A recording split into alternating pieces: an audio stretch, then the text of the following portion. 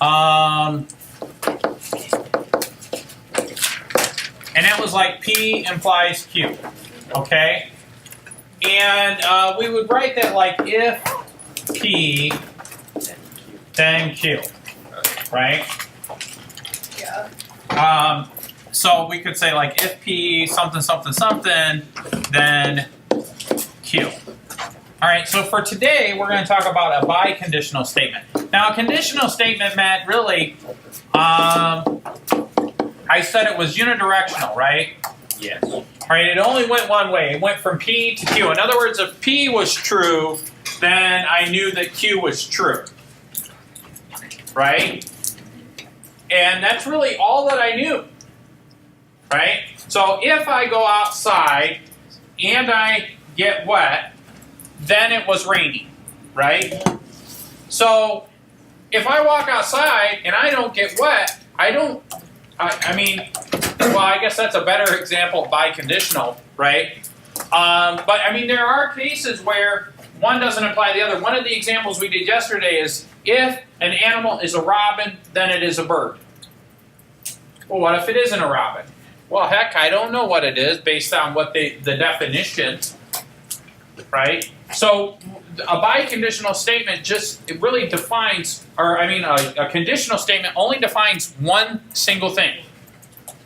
If an animal is a robin, then it is a bird, right? Yeah. So if the first part is true, then the second part should be true. And that's all we can gain from that. If the second part is true, in other words, if it's a bird, is it a robin? Not No. necessarily. Not necessarily. So a conditional statement such as that, it doesn't necessarily go backwards. It doesn't go the other way. So a biconditional statement, looks like this. P implies Q, but Q can also imply P. All right? And we would write that a little different. We would say P if and only if Q. So there's a little bit of a difference. And Mr. Adams, because I'm a mathematician and mathematicians don't like to write the same words over and over and over again, we can rewrite this if and only if by saying IFF. PIFFQ. So sometimes as we start to do proofs, Mr. Adams, whenever you see IFF, whenever you see the double arrowhead, that's a biconditional statement. That means that P can imply Q and Q can imply P. Does that make sense? All right, so let's look at an example of this. One other thing I want to remind you guys about a biconditional statement. A biconditional statement, one way to test a bicondition, to see if something's a biconditional statement is if the conditional statement, whoops, not contra. If the conditional statement, the original conditional statement is true, and the converse is true.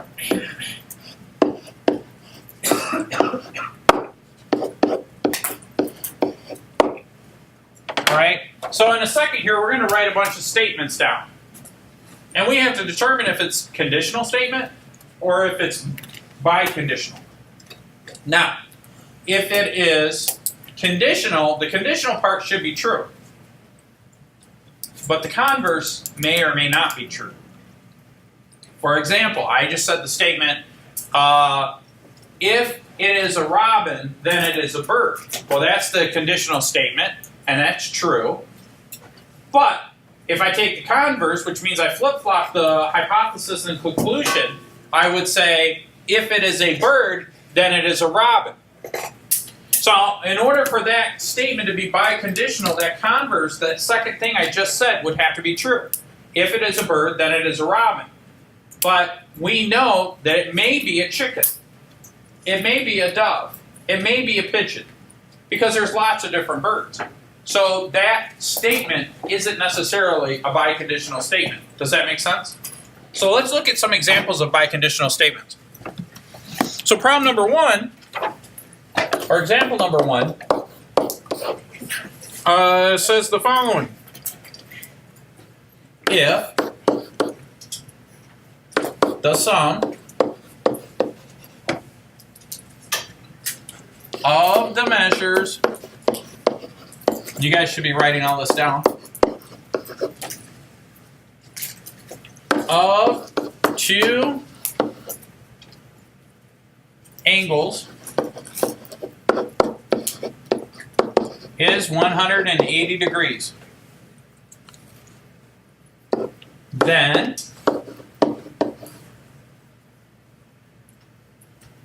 the two angles are supplementary.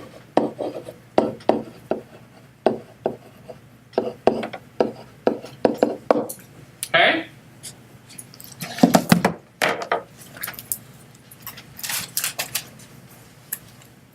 All right, so we have P, which is the hypothesis. The sum of the measures of the angles are 180 degrees. That's my P. The Q, the two angles are supplementary. So right now I've written a conditional statement. We want to see if we could rewrite that as a biconditional statement. So how do I test that? Well, right now, currently, we have P implies Q. So we need to write the converse, and this is true, by the way. So now I need to write the converse, and I need to see if that's true. Well, the converse, if you remember from yesterday's notes, is P implies Q. So I got to write that and see if that's true. So I would say if two angles are supplementary,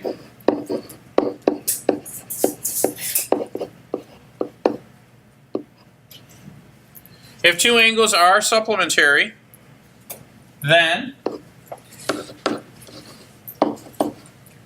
their sum is 180 degrees. So now here, and this is where we got to be careful, I have Q, my original Q statement is now implying P. Think that through. Is that statement true? Yeah. Yes. Yeah, true. So if we go through like a biconditional checklist, is it biconditional? Well, that checklist is simple. Is the conditional statement true? In this case, it was.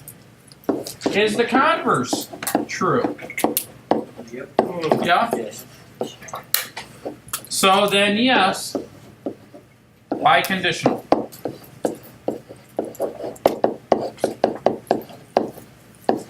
So now how would I rewrite that as a biconditional statement? In other words, how do I write that as P implies Q and Q implies P? If and only if the sum of two angles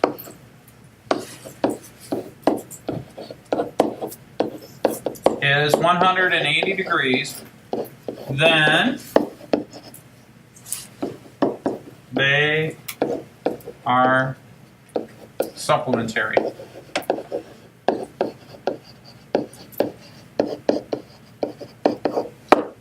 Okay?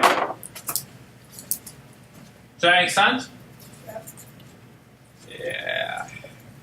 This makes the difference.